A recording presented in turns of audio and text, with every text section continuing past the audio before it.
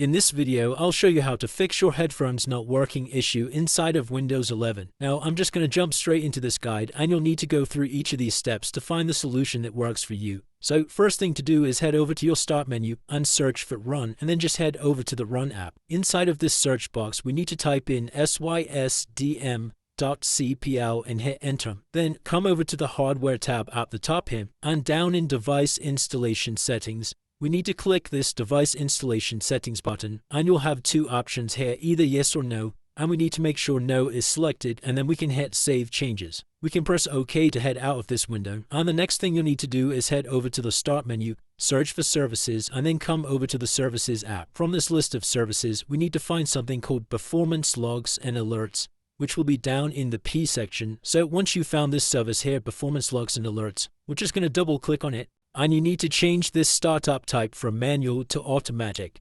And we can press Apply and OK to save these changes. Then we're going to double click on the process once more, and if the service status here is set to stopped, we're just going to go ahead and start this process by clicking the Start button here. We can then press OK and close out of this window. And the next thing you're going to do is head back over to the Start menu. This time search for Control Panel and head over to the Control Panel app. Inside of here, just make sure View By is set to large icons, and then we're going to come over to this Sound option here and make sure you're inside of this Playback tab. And from this list, we need to come down and locate our headphones. And once you've located your headphones, we first need to set them as the default device. So we can do that by simply selecting the device and clicking this Set Default button here. You also need to make sure the device is actually enabled just by right-clicking on it and selecting this Enable button. Now, this won't be available for me as I currently don't have my headphones plugged in. And the last thing you're going to do is right-click on your headphones, come over to Properties, and inside of here, you should see this Levels tab at the top, and you just need to ensure the volume slider is actually turned up to full,